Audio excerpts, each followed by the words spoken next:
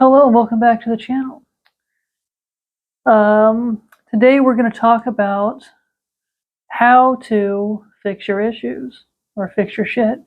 Got a viewer request last week about that video, about the importance of fixing your issues for personal development and law of attraction reasons.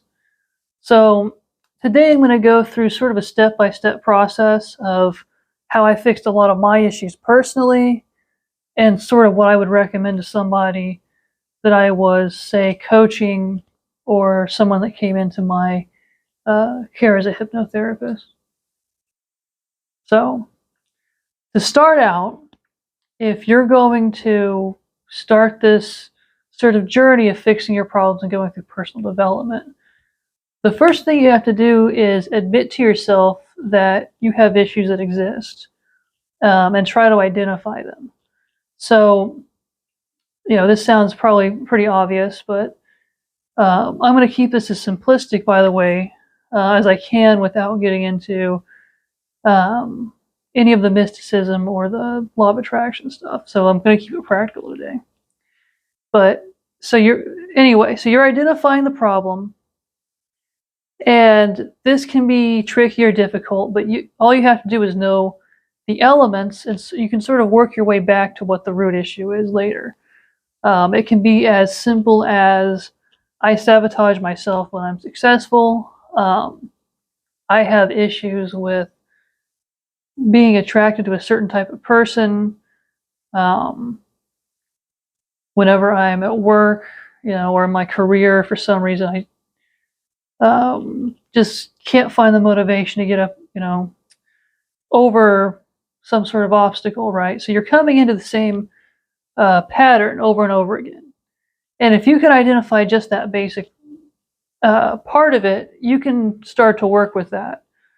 So let's start with, in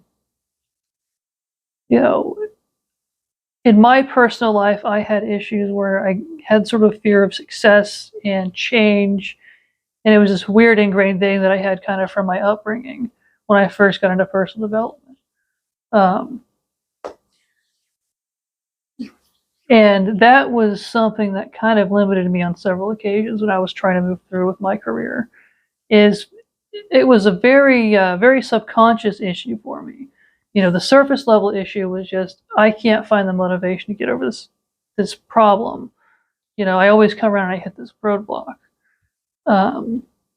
I had several friends that, one of the examples I gave earlier, they have throughout their dating life continually attracted the same kind of person. As the phrasing goes, the same person with a different face.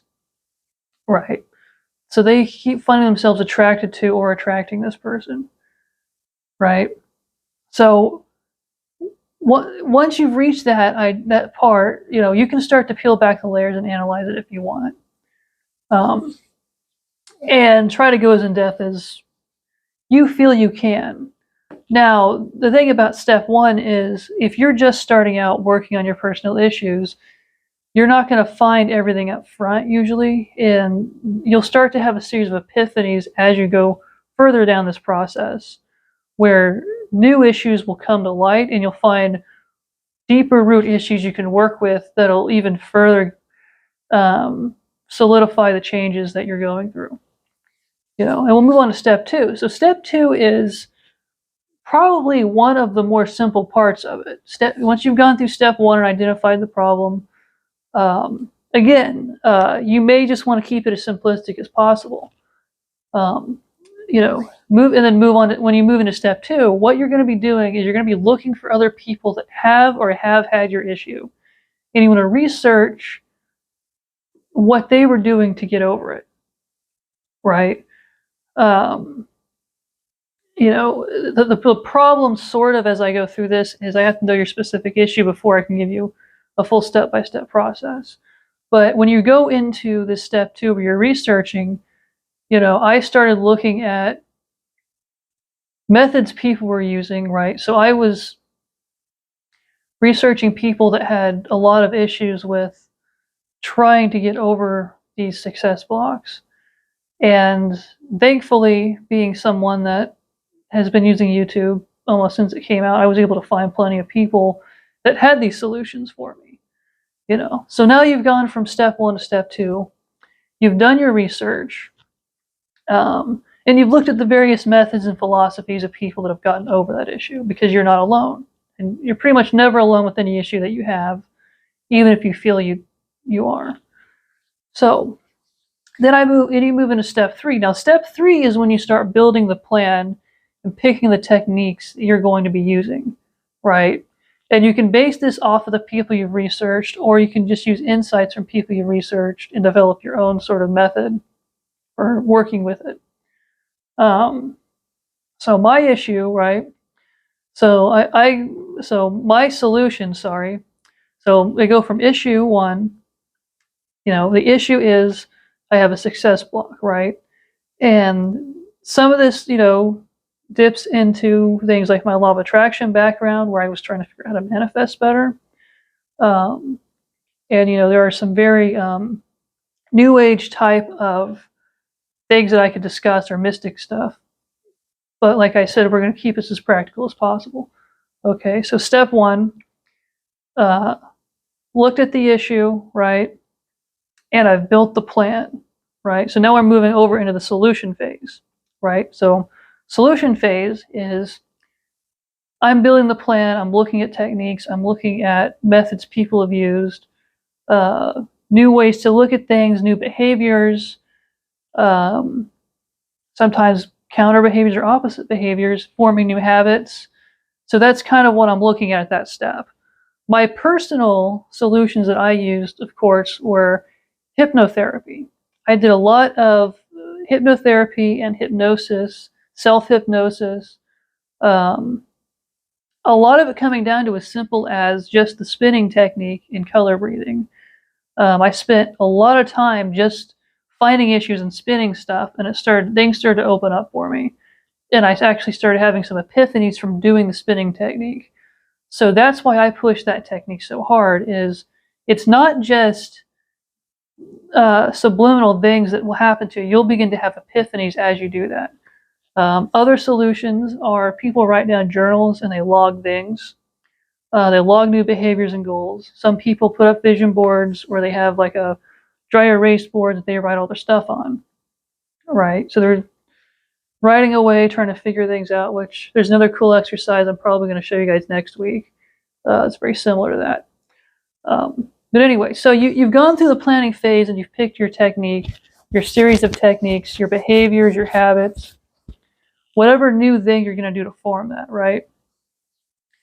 And of course, you move on to the next step, which is going to be practicing that new technique, right? That new behavior, new set of skills, whatever it is that you've selected to go down that journey, right?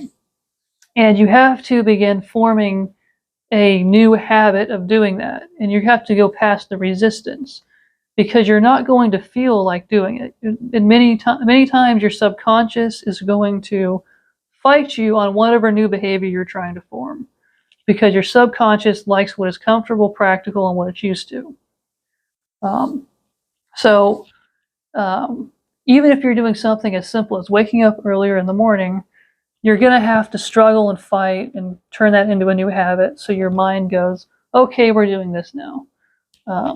I recently went from someone that used to, get up at 7 in the morning to about 4 in the morning every morning. And that was a huge struggle for me, because I had to basically change several areas of my lifestyle, as far as, having to go to bed earlier in that sense, because I changed jobs. And that became sort of that was a big factor in being able to accept the new position that I have. But anyway, so now you're in the practice phase, right? And you're going to have the trial and error. And in this phase, you can go back to phase 2, or phase, if you have to go back to that other step where you're researching. And you may have to do that several times depending on how deep the issue is. So this process isn't completely linear, because you may be finding something just isn't working for you. So you may have to go back to developing a new plan during this whole practice.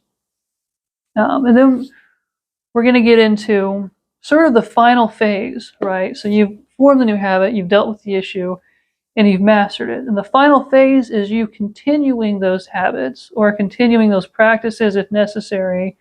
If it's an issue that you've cleared through hypnosis or some other practice, you may not have to continually do it all the time, but you may find yourself going back to that old tendency and having to deal with it multiple times throughout your life if you don't entirely conquer it, which is just sometimes the case, and you shouldn't really feel ashamed if you have to go back. But yeah, you reach that end phase, right? And the new thing's been formed. Well, something very useful now that you're in this ending phase is you can now go back, and every time you go through this step-by-step process, you go through these different steps to try to fix an issue, you'll have a new insight every time. And you can go back to old techniques that worked for you, and the process speeds up. Maybe not necessarily the practice phase. The practice phase may take the same amount of time or longer, depending on the issue. But you can get through those initial stages quicker because you'll know where to look. So this does become easier over time if you're trying to fix multiple issues. But yeah, and I guess I'm going to get into some, now I will get into the end phase, like some tips. So you've gone through this whole process, right? Before you start, and this is very important, pick one issue or maybe two if you think that they're going to be simple enough. Never try to fix everything at once because you're going to find yourself overwhelmed and discouraged, and it just will become a major issue for you if you're trying to do, say, 5 or 10 things at once because you feel like your life is so fucked up that you got to fix everything at once.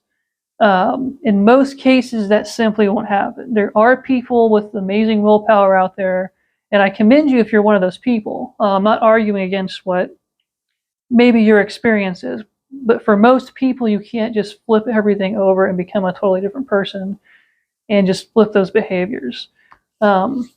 And I suspect that many of those people that do that probably have some experience going through this process anyway and can handle multiple issues, but I don't recommend it, especially if you're totally new to the personal development world. Also, as you're going through this process, you may want to, early on, spend as much time in the research phase as possible. Don't try to rush this process, because the faster you try to go, the slower your progress will be, because you'll keep having to backtrack, or you might have to keep relearning all these new techniques that you're trying to implement. Make sure that you know and understand what you're trying to do before you start. But anyway, that's going to be me for today. I'm glad that you stuck with me. If you would like to bring me on as your personal coach or hypnotherapist, you can go to radatransformations.com, or you can go to Facebook and contact me at facebook.com/radatransformations. Thank you for watching. Please like, subscribe, comment, and share. Do whatever it is you want to do with this. And by the way, I would also like to personally thank the subscriber that requested this video. I know I wasn't real clear in the last one. I kept it general for a reason, but special thanks to him. I don't know how to pronounce your username, so I apologize. I believe Artjoms. But yeah. Anyway, so if you guys enjoyed the video, I hope you come back next week. I'll talk to you later.